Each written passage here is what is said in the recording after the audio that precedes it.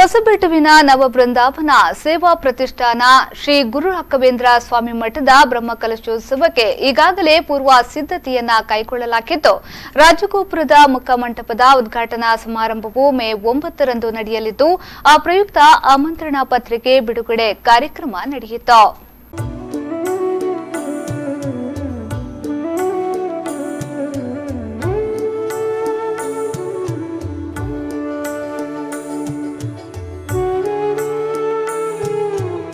ಆಮಂತ್ರಣ ಪತ್ರವನ್ನ ಬ್ರಹ್ಮಕಲಶೋತ್ಸವ ಸಮಿತಿಯ ಕೋಶಾಧಿಕಾರಿ ರಾಘವೇಂದ್ರ ಹೆಚ್ವಿ ಅವರು ಬಿಡುಗಡೆಗೊಳಿಸಿದರು.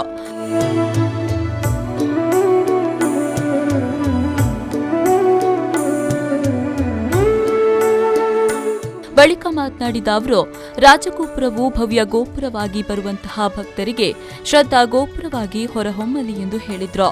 ಶ್ರದ್ಧಾ ಕೇಂದ್ರವಾಗಿ ಹೊರಹೊಮ್ಮಲಿ ಎಂಬುವಂತಹ ಆಶಯದೊಂದಿಗೆ ಈ ರಾಜಗೋಪುರ ಉದ್ಘಾಟನಾ ಆಮಂತ್ರಣ ಪತ್ರಿಕೆಯನ್ನು ನಾವು ಬಿಡುಗಡೆ ಮಾಡ್ತಾ ಇದ್ದೇವೆ. ಆಮಂತ್ರಣ ಪತ್ರಿಕೆ ಬಿಡುಗಡೆ ಕಾರ್ಯಕ್ರಮದಲ್ಲಿ ಶ್ರೀ ಪುತ್ತಿಗೆ ಶ್ರೀಗಳವರು, ರಾಜಶೇಖರಾನಂದ ಸ್ವಾಮೀಜಿಗಳು ಹಾಗೂ ಇತರ ಗಣ್ಯ ವ್ಯಕ್ತಿಗಳ ಸಭೆಯಲ್ಲಿ ಭಾಗವಹಿಸ್ತಾ ಇದ್ದಾರೆ.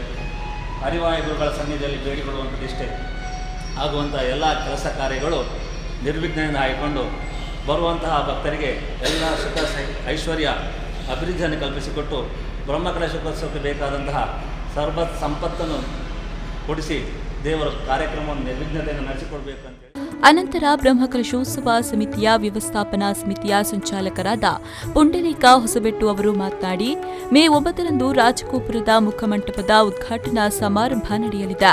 ಸುಗಣೇಂದ್ರ ತೀರ್ಥ ಶ್ರೀಪಾದಂಗಳವರು ರಾಜಗೋಪುರವನ್ನು ಉದ್ಘಾಟಿಸಲಿದ್ದಾರೆ. ಗುರುಪುರ ವಜ್ರದೇಹಿ ಮಠದ ರಾಜಶೇಖರಾನಂದ ಸ್ವಾಮೀಜಿಯವರು ಆಶೀರ್ವಚನ ಮಾಡಲಿರುವರು ಎಂದು ಕಾರ್ಯಕ್ರಮದ ಬಗ್ಗೆ ಮಾಹಿತಿಯನ್ನ ನೀಡಿದರು.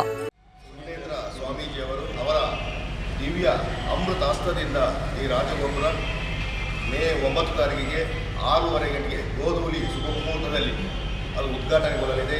ಅದರೊಟ್ಟಿಗೆ ಶ್ರೀ ಶ್ರೀ ರಾಜಶೇಖರಾನಂದ ಸ್ವಾಮೀಜಿ ವಜ್ರದೇಹಿ ಮಠ ಗುರುಪುರ ಅವರು ಕೂಡ ನಮಗೆ ಶುಭ ಆಶೀರ್ವಾದ ಕೊಡಲಿಕ್ಕಿದ್ದಾರೆ. ಆ ದಿವಸದಲ್ಲಿ ಧರ್ಮದರ್ಶಿ ಹರಿಕೃಷ್ಣಪ್ಪನವರು ಹಾಗೂ ನಮ್ಮ ವೇದಮೂರ್ತಿ ವಾದಿರಾಜ ಇವರು ಕೂಡ ಇದರಲ್ಲಿ ಈ ಧಾರ್ಮಿಕ ಕಾರ್ಯಕ್ರಮದಲ್ಲಿ ಸಭಾಕರ ಭಾಗವಹಿಸಲಿದ್ದಾರೆ. ಹಾಗೂ ನಮ್ಮ ಬ್ರಹ್ಮಕಲಶೋತ್ಸವ ಸಮಿತಿಯ ಅಧ್ಯಕ್ಷರು ವಿಶ್ವೇಶ್ವರ ಬದವಿದೆ ಹೊಸಬೆಟ್ಟು, ಕಾರ್ಯಾಧ್ಯಕ್ಷರು ಟಿ.ಎಚ್. ಆನಂದ್, ಹಾಗೆ ನಮ್ಮ ಮುಕ್ತೇಶ್ವರರು ಎಚ್.ವಿ. ರಾಘವೇಂದ್ರ.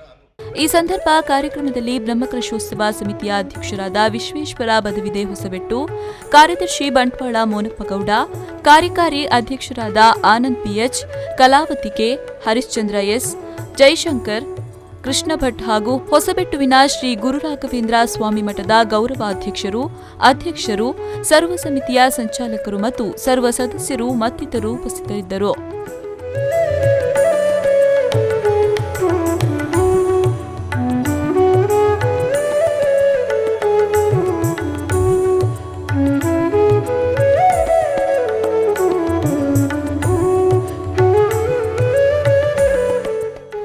ಶರತ್ ಸಾಲ್ಯಾನ್, V4 ನ್ಯೂಸ್ 24/7 ಮಂಗಳೂರು.